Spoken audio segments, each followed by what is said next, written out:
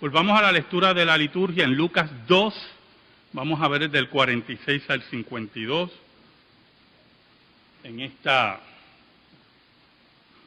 hermosa mañana del primer domingo del 2016. Una de las grandes sabidurías que podemos aprender iniciando el 2016 es que han pasado 16 años después del 2000. Y usted dirá, ¿y? Pues no se acabó el mundo en el año 2000. Y todas esas norias y todas esas locuras que habían del año 2000, dignas de mentes débiles, se han estrellado contra la realidad, que el tiempo sigue sin detenerse y que Dios es el que tiene el control. Y Dios es el que determina todas las cosas. La sabiduría y la inteligencia es muy importante, como vimos en la primera lectura de la liturgia, para gobernar un pueblo.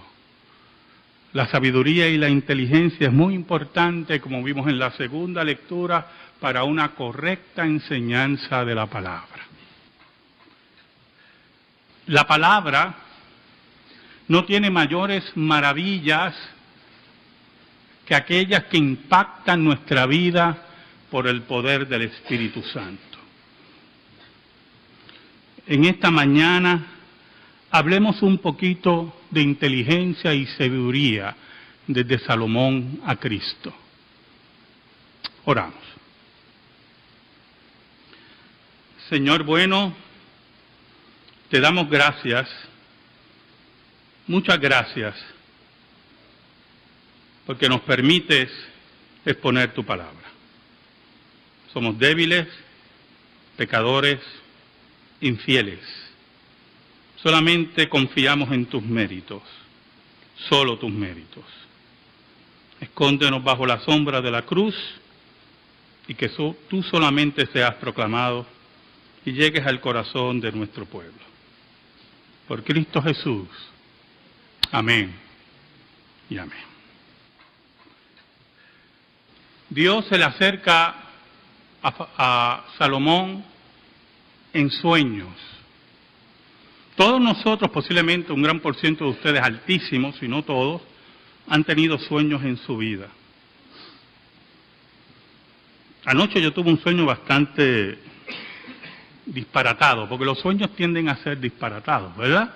Usted está en un lugar, de momento está en otro lugar, pero estaba en otro lugar, y está con familiares que no son familiares, y todos esos enredos que son los sueños, unas locuras totales.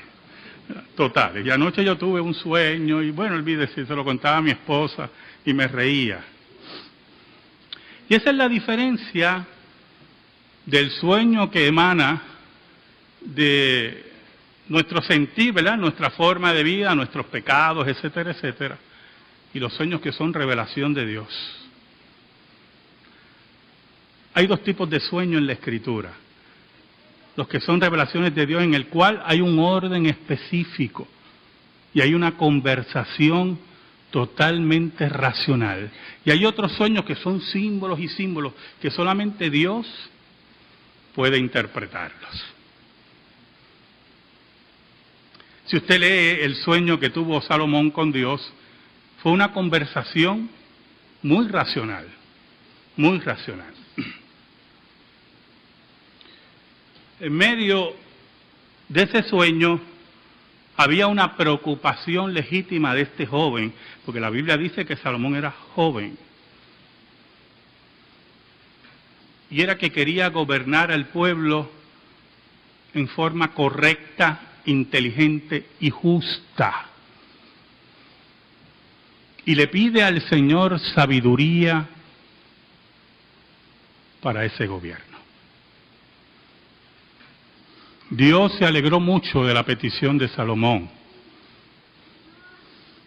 y le dio un tipo de sabiduría que es descrita por Dios mismo, que era única para un rey de Israel. Nadie iba a ser comparado a él dentro del ámbito de la monarquía judía, antes de él y después de él. Conjuntamente con eso le dio riquezas, le dio larga vida si él seguía cumpliendo su ley. Pero es importante que entendamos que lamentablemente la sabiduría nunca anula nuestra naturaleza pecaminosa. La sabiduría, la inteligencia, aunque estemos imbuidos en la palabra de Dios, como estaba Salomón, aunque persigamos las más caras intenciones de Dios para su pueblo, nunca anulará nuestra naturaleza pecaminosa. Todo lo contrario, puede acentuarla. Porque mientras más conocimiento usted tiene, dice Salomón, hay más dolor, hay más responsabilidad. Yo me acuerdo que en una ocasión yo estaba, hace muchos años atrás, en una depresión, no grave, pero depresión por la fe reformada en Puerto Rico. En esos tiempos estaba muy grave la fe reformada en Puerto Rico. Y en mi reflexión me dije a mí mismo, caramba, yo hubiera preferido quedarme ignorante en una esquina en la iglesia que yo pertenecía, y recordaba hermanos que posiblemente no tenían mucho conocimiento, pero llegaban a esos cultos y se los gozaban tanto, y brincaban y saltaban, y hermanos muy buenos, de buen corazón, oye hermanos, de buen corazón. Y como no tenían mayor conocimiento, posiblemente se sabían el Salmo 23 de memoria, el Padre Nuestro, pues no tenían preocupación por la verdad, no tenían mayor peso en su vida por la verdad bíblica y que la misma sea correctamente enseñada. Pero cuando usted adquiere un conocimiento bíblico y tiene conversión de Dios y convicción de Dios, la verdad le va a doler. La verdad lo va a aplastar. Y Salomón sabía eso. Sabía muy bien eso, hermano. Y con toda su sabiduría, con todos los dones que Dios le dio, cómo gobernó a Israel, que fue una era dorada, la construcción del templo, cómo Dios se hace presente en la inauguración del templo a tal nivel que los sacerdotes no podían ministrar frente a la presencia de Dios, con toda esa era dorada, con todo ese conocimiento, con toda esa sabiduría, Salomón se fue detrás de las mujeres que no eran de Israel. Porque su inteligencia y sabiduría tenía un límite. Y era la condición pecaminosa de Salomón. Jesús se va con sus padres. Ya había llegado a un conocimiento en el cual, en ese misterio de la cristología, su naturaleza humana estaba consciente ya de su ministerio y de quién era. Pero la Escritura nos enseña que aunque crecía en estatura y sabiduría, estaba junto a sus padres, obedeciendo a sus padres, adorando con sus padres. Aquel, escuche bien, que había creado a sus padres, se sujetó a sus padres. ¿Sabe, hermanos? uno de los principios de la sabiduría es la sujeción a los que Dios ha puesto para velar por sus hijos, por los ancianos, por el ministerio. Salomón estaba sujeto a Dios y a los sacerdotes. Podía ser más sabio que el sumo sacerdote que había en Israel, pero el que era sumo sacerdote era aquel y no Salomón. Él entendía la sujeción y la sabiduría envuelta en ella. La Biblia nos da a entender que el grupo que fue con Jesús era un grupo de familiares, no solamente estaba María y José, la Biblia habla de parientes. Iban para la Pascua y la fiesta de la Pascua duraba una semana. Y viajaban y fueron, pero en un momento, escuche bien, el niño se pierde. Yo siempre he dicho, ¿verdad?, que los niños no se pierden los padres. Porque el niño va a reaccionar según su conocimiento y lo que cree. Si los padres están distraídos en un mall, creyendo que el niño tiene la misma capacidad que el padre, pues entonces se perdieron los padres. Y posiblemente, y lo que está a entender el versículo, el pasaje, es que estaban dentro del grupo familiar y María y José, lo más seguro pensaban que Jesús estaba con los parientes. Y los parientes pensaban que Jesús estaba con María y José. Otras historias que hemos oído anteriormente, ¿verdad que sí? Y empezaron a buscarlo, y viene la angustia a sus vidas, la desesperación de no encontrar a su hijo. No sé si hubo cuestionamientos. Caramba, este nació cuando yo era virgen y ahora se me pierde. No sé.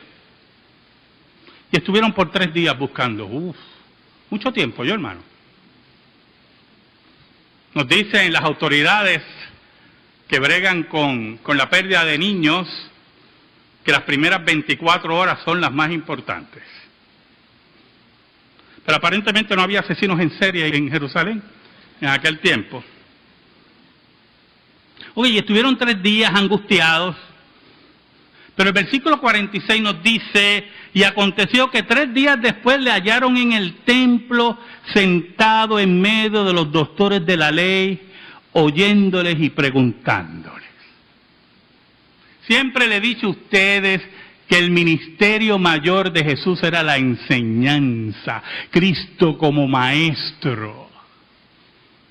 Y cuando adquiere la responsabilidad del conocimiento, lo que hablamos ahorita, la angustia de saber, el dolor de saber, recurre al centro del conocimiento que era el templo, a los doctores de la ley. Hablar de la palabra, a enseñar la palabra, a cuestionar la interpretación de la palabra que daban los maestros de la ley. Dice que estaba sentado en medio de los doctores, o sea, lo rodearon porque estaban sorprendidos, anonadados del conocimiento de este niño de 12 años. Versículo 47 dice, y todos los que le oían se maravillaban de su inteligencia y de sus respuestas. ¿Sabe, hermanos? Aquí hace muchos años atrás, muchos años atrás, cuando existía aquí el Canal 11, que era bajo Pérez Perry, aquellos que son de la generación de Alma y de Efraín, ¿verdad? Que nos acordamos de eso, ¿verdad? Oiga, le dieron mucha coba a un niño de 12 años, creo que era 12, 14 años, que había demostrado que era un prodigio. Y lo sentaron con varios expertos en diferentes temas y le hicieron varias preguntas. Y un obispo de la Iglesia Católica, que veo su rostro, sé su nombre, pero ahora se me escapa, Rogelio Parrilla, me acuerdo ahora, más bien Parrilla de apellido, Autulio Parrilla, muy bien, gracias. Oiga, le hizo una pregunta sobre Iglesia Católica y él contestó mal. Y el obispo le corrige, caramba, lo que pasa es que es así. Y él insiste, bueno, pero yo creo que es así. Entonces, el mito empezó a romperse hasta que descubrieron, oye hermano, que mucho charlatán y que mucho crédulo, por eso es que hay charlatanes, porque hay mucho crédulo. Descubrieron que no era un niño de 12, 14 años, era un hombre de 30 años que era medio enano así, que se veía, en serio, no es broma. Oiga, y se descubrió eso. Y lo que era una maravilla se convirtió en un chasco. Acá era diferente. Aquí estaba Jesús. Aquí estaba el dispensador de la ley. Hablando con los doctores de la ley, el creador de la ley, explicándole la ley. Y ellos se maravillaban y se llenaban de sorpresa. Y estoy seguro que una de las grandes sorpresas era las malas interpretaciones que ellos hacían de la ley de Moisés. Maravillados de las contestaciones de Jesús, maravillados de la profundidad del maestro, del niño maestro. Esa maravilla ocurría con Salomón. Y el caso más famoso de Salomón fue el caso de las dos prostitutas. Y cuando él manda a cortar el niño, muy importante en la inteligencia de un líder espiritual,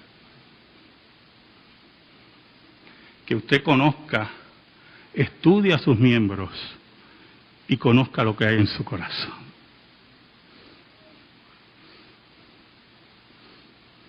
Como yo le digo algunas veces a alguien, vete, dile esto, que tú vas a ver que va a venir donde mí. ¿En serio? Sí, díselo. De momento está en la oficina, pastor, que me dijo, no, viste que usted ya iba a venir donde mí. Salomón conocía el amor de una verdadera madre. Porque tuvo una madre que lo cuidó y peleó para que él fuera el rey de Israel.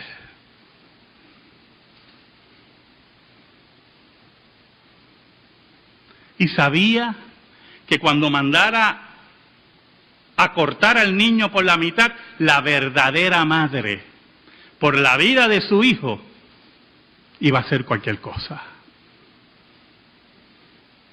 Por eso cuando vemos esa propaganda de tratar de convencernos que el aborto es un paso decisivo, que es un paso responsable, que es un paso que da a la mujer en inteligencia, eso viene de lo más profundo del infierno, porque una madre no mata a sus hijos.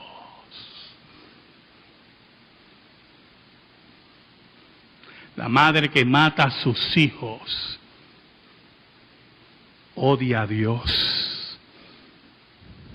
Porque el gran regalo de una mujer, esa maternidad que nosotros no podemos disfrutar, es tronchada por la mentira de la propaganda liberal enemiga de la ley de Dios.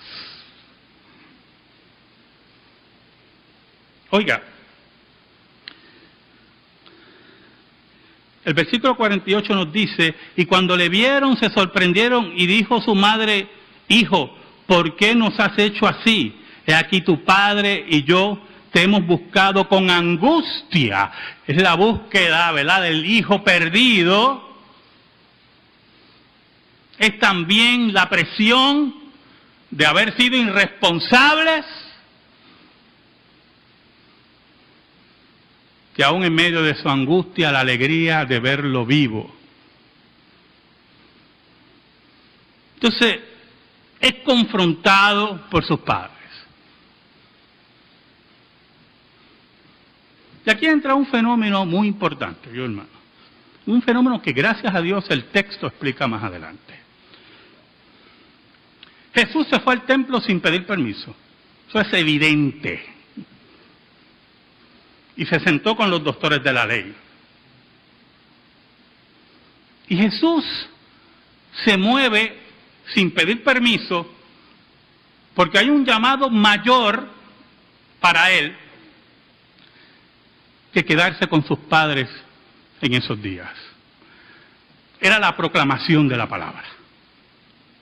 Y uno puede interpretar eso como desobediencia. Por eso Cristo le dice a María unas palabras muy importantes. Versículo 49 dice, entonces Él les dijo, ¿por qué me buscabais? ¿No sabéis que en los negocios de mi Padre me es necesario estar? No es un acto de desobediencia a los padres, es un acto de obediencia al Creador de los padres, que es Dios.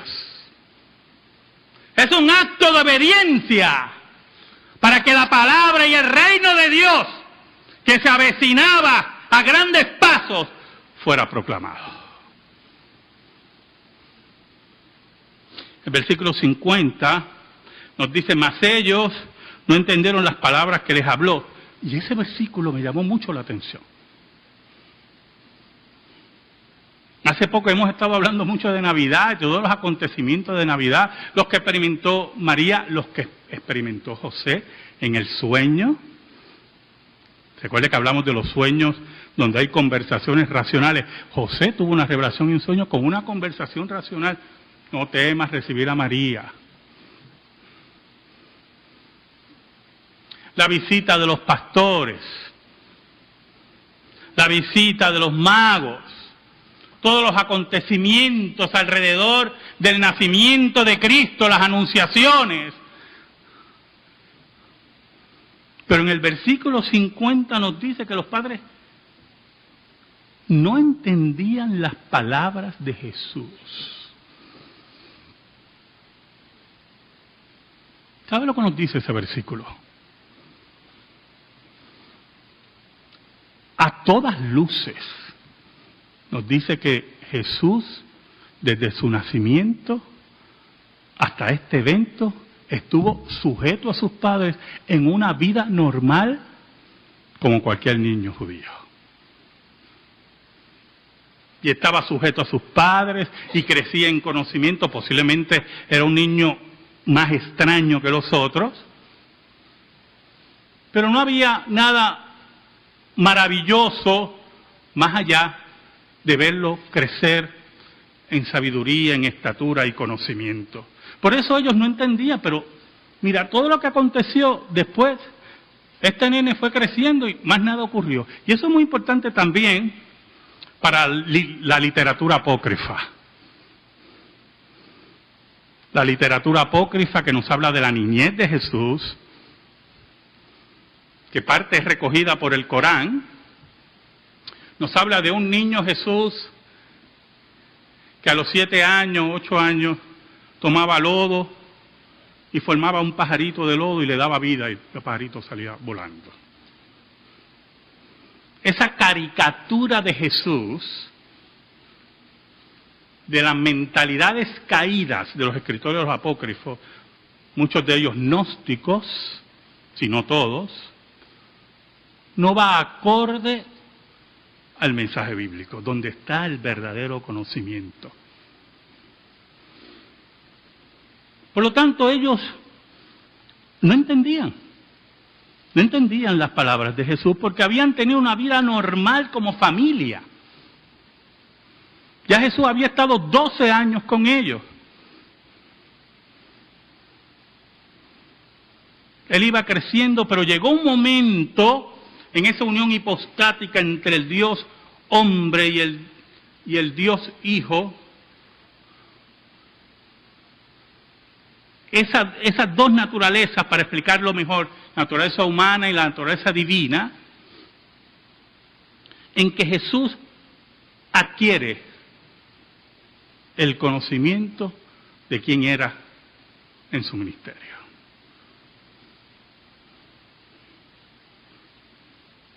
Y entendió que la sabiduría y la inteligencia estaba en la palabra de Dios.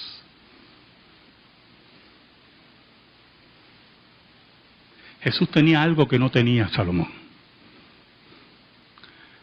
Jesús no podía pecar. Era santo. Su conocimiento iba creciendo.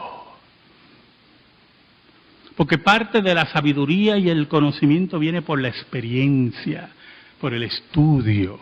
Y Jesús, como Salomón, experimentó la experiencia y el estudio. Pero Salomón, no importando su conocimiento, tenía su naturaleza caída. Ahora, ¿cuál otra gran verdad nos enseña la Escritura sobre el conocimiento y la sabiduría? ¿Sabe? Jesús sabía quién era ya. Sabía su relación con el Padre. Sabía la autoridad que tenía. Conocía la Escritura de palmo a palmo porque Él dictó la Escritura. Pero sabía que su tiempo no había llegado. Y teniendo todo ese conocimiento, toda esa sabiduría, todo eso, sin pecado, mire cómo dice el versículo 51. Después del regaño que cogió, dice, y descendió con ellos y volvió a Nazaret y estaba sujeto a ellos. Oh, hermano.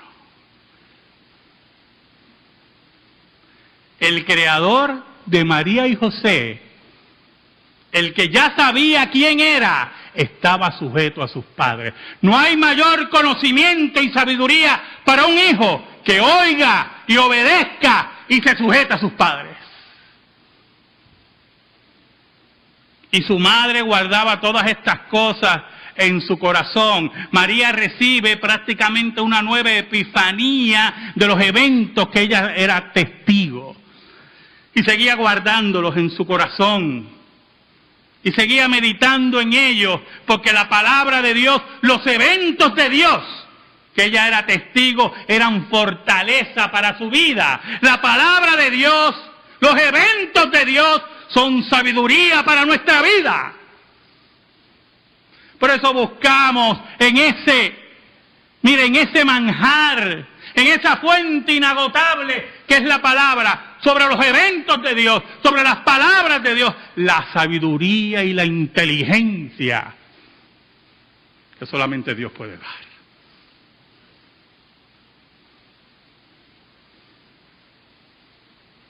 Lo interesante de esto es que Jesús ya sabía quién era, pero sabía que como humano tenía que seguir aprendiendo. Las experiencias, la lectura de la ley de Dios, la vivencia con sus padres. Por eso el versículo 52 nos dice, y Jesús crecía en sabiduría y en estatura y en gracia para con Dios y los hombres. ¿Quieres sabiduría e inteligencia? ¿Quieres sabiduría e inteligencia? ¿Cuál es el principio de la sabiduría según Salomón? El temor a Dios, el temor a Jehová. ¿Quieres sabiduría e inteligencia? Es la hora de aprender la ley. Es la hora de leer la palabra. Es la hora de estudiar la palabra, pero sobre todas las cosas es vivir la palabra. Es practicar la palabra. sabiendo que aún con toda la inteligencia y el conocimiento tenemos que estar humillados ante nuestro Dios todos los días, porque somos pecadores como Salomón. Pecadores, enemigos de Dios como Salomón. Y solamente por los méritos de Cristo en el Gólgota hemos sido creados y hechos amigos de Dios. Si puedes tener esa sabiduría, esa inteligencia y reconocer tu pecaminosidad, vas a crecer en sabiduría, vas a crecer frente a la gracia de Dios y vas a poder proclamarle a los hombres que Cristo es sabiduría de Dios y poder de Dios. Amén. Gracias te damos, Señor, por tu palabra eterna. Y te pedimos, Señor, en el nombre de Cristo, que la misma sea atesorada en nuestra vida y en nuestro corazón. En el nombre de Jesús. Amén y amén. Estamos en silencio, hermano. Y todas esas norias y todas esas locuras que habían del año 2000, dignas de mentes débiles, se han estrellado contra la realidad, que el tiempo sigue sin detenerse y que Dios es el que tiene el control. Y Dios es el que determina todas las cosas. La sabiduría y la inteligencia es muy importante, como vimos en la primera lectura de la liturgia, para gobernar un pueblo. La sabiduría y la inteligencia es muy importante, como vimos en la segunda lectura, para una correcta enseñanza de la palabra. La palabra no tiene mayores maravillas que aquellas que impactan nuestra vida por el poder del Espíritu Santo. En esta mañana hablemos un poquito de inteligencia y sabiduría desde Salomón a Cristo. Volvamos a la lectura de la liturgia en Lucas 2, vamos a ver desde el 46 al 52, en esta hermosa mañana del primer domingo del 2016. Una de las grandes sabidurías que podemos aprender iniciando el 2016 es que han pasado 16 años después del 2000. Y usted dirá, ¿y? Pues no se acabó el mundo en el año 2000. Jesús. Amén y amén. Dios se le acerca a Salomón en sueños. Todos nosotros, posiblemente un gran por ciento de ustedes, altísimos, si no todos, han tenido sueños en su vida. Anoche yo tuve un sueño bastante disparatado, porque los sueños tienden a ser disparatados, ¿verdad? Usted está en un lugar, de momento está en otro lugar, pero estaba en otro lugar, y está con familiares que no son familiares, y todos esos enredos. Oramos. Señor bueno, te damos gracias, muchas gracias, porque nos permites exponer tu palabra. Somos débiles, pecadores, infieles. Solamente confiamos en tus méritos, solo tus méritos. Escóndenos bajo la sombra de la cruz y que tú solamente seas proclamado y llegues al corazón de nuestro pueblo. Por Cristo